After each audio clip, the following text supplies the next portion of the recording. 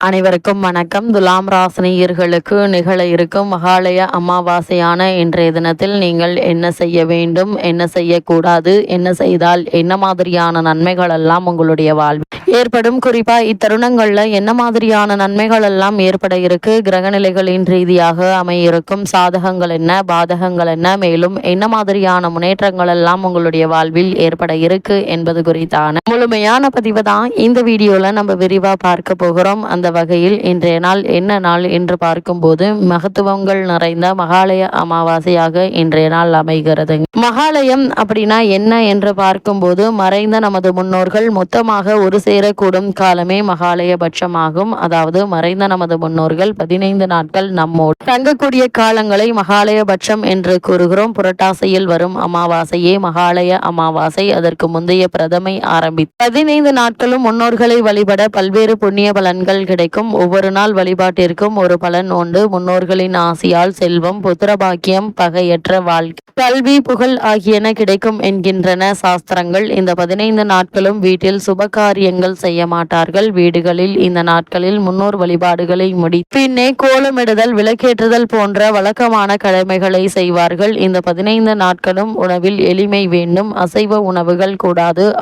விழாக்களை தவிர்க்க வேண்டும். கிடைக்கும் நேரங்களில் இறை வழிபாடு, நாமஜபம் செய்து வர வேண்டும். ஒவ்வொரு அமாவாசை தினத்திலும் பிதுர் உலகம் சென்ற முன்னோர்கள் நம்மை தேடி வந்து நம்முடைய வழிபாட்டினை ஏற்றுக்கொள்கிறார்கள். மகாலயபட்சம் 15 தினங்களிலும் கூட்டமாக அவர்கள் இங்கே வருவதால் மகாலய அமாவாசை சிறப்பு பெறுகிறது. முன்னோர்கள் அனைவரும் ஒன்றாக கூடி வரும் அமாவாசை என்பதால் இது மகாலய அமாவாசை என்று சொல்லப்படுகிறது. நவராத்திரியின் துவக்கத்தை குறிக்கும் அமாவாசை தினம் மகாலய அமாவாசை. நம் வாழ்க்கையில் வழி வழியாக வந்த அத்தனை தலைமுறை மக்களுக்கும் நம்முடைய நன்றியை வெளிப்படுத்தும் விசேஷமான நாளாக இந்த மகாலய அமாவாசை விளங்குகிறது. வருடத்தில் வரக்கூடிய 12 அமாவாசைகளில் 3 அமாவாசை மிக முக்கியம். அந்த வகையில் மாத அமாவாசை குல முன்னோர்களுக்கான வழிபாடு என்றாலும் 3 அமாவாசை முக்கியமானது. உத்தராணிய காலத்தின் துவக்கத்தில் வருகின்ற தை அமாவாசை, தட்சியானிய காலத்தில் துவக்கமாக வரும் ஆடி அமாவாசையும் மிக முக்கியமானது. இந்த அமாவாசையில் தர்ப்பணம் செய்ய முடியாதவர்களுக்கும் செய்தவர்களுக்கும் தொடர்ந்து 15 நாட்கள் முன்னோர்கள் வழிபாடு ஏற்றுவதற்கானதுதான் மகாலய பட்சம். மறைந்தவர்களுக்கு மகாலயம் என்றொரு வழக்கு மொழி உண்டு. ஏதோ ஒரு காரணத்தினால் முன்னோர்கள் வழிபாட்டை செய்ய முடியாமல் மறந்து விட்டவர்களுக்கு மகாலய பட்சத்தில் குழுவாக வரும் முன்னோர்களுக்கு நீரும் சோறும் தந்து பசியையும் தாகத்தையும் தீர்ப்பதன் மூலம் நல்வாழ்வு பெறலாம் என கூறப்படுகிறது. அந்த வகையில் தென்புலத்தார் தெய்வம் விருந்தோங்கள் தானென்றாங்கு ஐம்புலத்தாறு ஓம்பல் தலை என்கின்றார் வள்ளுவர். அந்த வகையில் நம் குடும்பத்தில் தோன்றி மறைந்தவர்கள் நினைவுகளை பாதுகாப்பதும் அவர்களுக்கான வழிபாடு நிகழ்த்துவதும் தென்புலத்தார் ஓம்பல் ஆகும். இதற்கு தான் அமாவாசை வழிபாடு. சிரார்த்தம் எல்லாம் அமாவாசை என்று மறந்தாலும், வருடாந்திர சிரார்த்தத்தை மறந்தாலும் இதற்கென்று இருக்கக்கூடிய சிறப்பான பட்சமான மகாலய பட்சத்தை மட்டும் மறக்காதே என்று சொல்லி இருக்கிறார்கள். இந்த மகாலய பட்சம், அதாவது பட்சம் என்றால் பருவம், 15 நாட்கள் என்று அர்த்தம். மறைந்தவர்களுக்கு மகாலயம் என்கின்ற வழக்கு இப்படிதான் வந்தது. மகாலய பட்சத்தில் மறக்காமல் முன்னோர்களுக்கு முறையாக வணங்க வேண்டும் என கூறப்படுகிறது. இந்த வழக்கத்தின்படி பகவத்கீதையில் மகாலய பட்சத்தின் போது பக்தியுடன் முன்னோர்களுக்கு வழிபாடு செய்து உபச்சாரங்களை வழங்குவது ஒரு புனிதமான கடமையாகும். இது ஆன்மீக வளர்ச்சியையும் அவர்களிடம் நமக்கு உள்ள நன்றியையும் வளர்க்கிறது என்கின்றது. அது மட்டுமில்லாமல் மகாலய 15 நாட்களில் செய்யும் சடங்குகள் மூலம் நமது குல முன்னோர்களை வரவேற்று கௌரவிக்கிறோம். இது கடந்த கால மற்றும் தற்போதைய தலைமுறைகளுக்கு இடையேயான பிணைப்பை வழிபடுத்தும், இவர்களது ஆசியை பெற்றுத்தரும் என்கின்றது. அது மட்டுமில்லாமல் மகாலய பட்சத்தின் போது சிரார்த்தத்தை செய்வது இறந்த ஆன்மாக்களுக்கு அமைதியையும் நற்கதியையும் வழங்குகிறது. மேலும் அவர்கள் உயர்ந்த நிலையை அடைய உதவுகிறது என்று மகாலய பட்சம் குறித்து சொல்லப்படுகிறது. அது மட்டுமில்லாமல் பிதுர்கள் எனப்படும் முன்னோர் ஆடி அமாவாசைக்கு வந்து மகாலய அமாவாசை கால இங்கே தங்கி தை அமாவாசை முடிந்து பூலோகத்திலிருந்து தங்களுடைய பிதர்லோகத்திற்கு திரும்ப புறப்படுகிறார்கள். நாம் எப்படி வாழ்கிறோம் என்பதை தெரிந்து கொள்வதற்காகவும் நம்முடைய குடும்பங்களில் உள்ள தோஷத்தை நீக்குவதற்காகவும்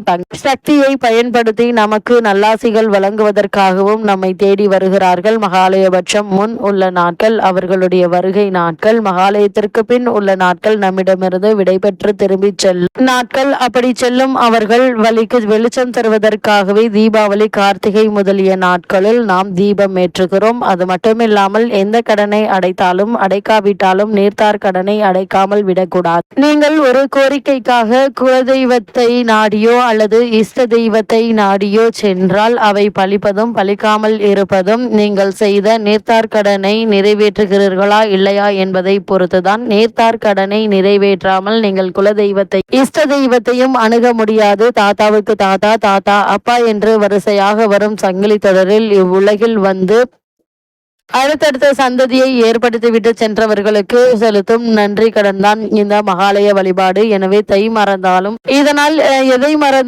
மறந்தாலும் இதை மட்டும் மறக்க கூடாது. தெய்வ வழிபாட்டை மறந்துவிட்டாலும் கூட பிராய்ச்சித்தம் உண்டு. ஆனால் நேர்த்தார் வழிபாட்டை மறந்தால் பிராய்ச்சித்தம் செய்வது கடினம். அது குடும்பத்தில் பலவிதமான தொல்லைகளை உருவாக்கும். அது அவர்கள் கொடுக்கும் சாபத்தினால் அல்ல, அவர்களை மறந்ததால் வந்த விளைவு என்பதை புரிந்து கொள்ள வேண்டும். அது மட்டுமில்லாமல் முன்னோர்கள் சிலர் வேறு பிறவி பிறந்திருக்கலாம் அல்லது முக்தி அடைந்திருக்கலாம். மறுபிறவிகள் எடுத்தாலும் முக்தியை அடைந்தாலும் அல்லது பித்ருலோகத்திலேயே இருந்தாலும் பித்ரு பூஜைகள் ஏதோ ஒரு வகையில் பித்ரு தேவதைகளின் மூலம் அவர்களை சென்றடைகின்றன. மறுபிறவி பெற்ற பின்னும் அது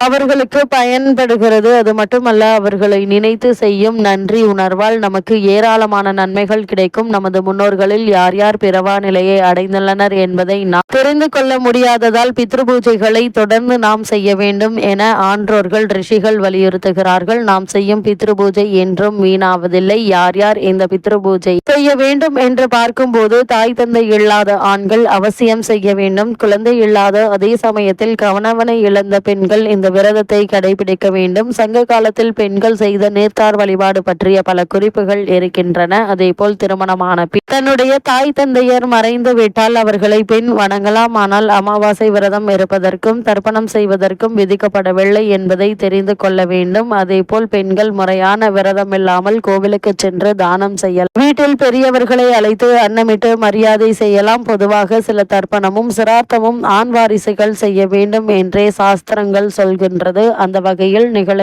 மகாலய பட்சமான 15 நாட்கள் என்னென்ன மாதிரியான நன்மைகள் ஏற்படும்? குறிப்பாக நம் குடும்பத்தில் தந்தை வழி அல்லது தாய் வழியில் ஒருவர் வாழ்ந்து உயிரை விட்ட பிறகு அவருக்கு நீர்த்தார் என்ற பெயர். நீர்த்தார் என்பதுதான் பிதுரர். நீர்த்தார் வழிபாடு பிதுரர் பூஜை. அவர்கள் உயிர் விட்ட திதி முக்கியமானது. அன்றிலிருந்தே அவர்களுக்கான கடமைகள் தொடங்குகின்றன. ஒரு வருடத்தில் 96 தடவை சிரார்த்தங்கள் ஹிரண்ய ரூபமாக செய்து தர்ப்பணம் செய்ய வேண்டும். அப்படி முடியாதவர்கள் வருடத்தில் ஒரு முறை வரக்கூடிய மகாலய பட்சத்தில் 15 நாட்களில் மகாலய அமாவாசையான இன்றைய நாளில் தர்ப்பணம் செய்வதாவது நல்லது. அந்த வகையில் எந்தெந்த நாளுக்கு என்ன பலன்கள் என்று பார்க்கும்போது மகாலய சிரார்த்த வழிபாட்டில் ஒவ்வொரு நாளுக்கும் ஒவ்வொரு பலன் உண்டு. முதல் நாள் பிரதமை, பணம் சேரும். 2ஆம் நாள் துவதியை, நல்ல குழந்தைகள் பிறப்பார்கள். 3ஆம் நாள் திருதியை, நினைத்தது நிறைவேறும். 4ஆம் சதுர்த்தி, சத்ரு பயம் நீங்கும். 5ஆம் நாள் பஞ்சமி, செல்வம் சேரும். 6ஆம் நாள் சஷ்டி, புகழும் கீர்த்தியும் உண்டாகும். 7ஆம் நாள் சப்தமி, பதவி உயர்வுகள்ல தடை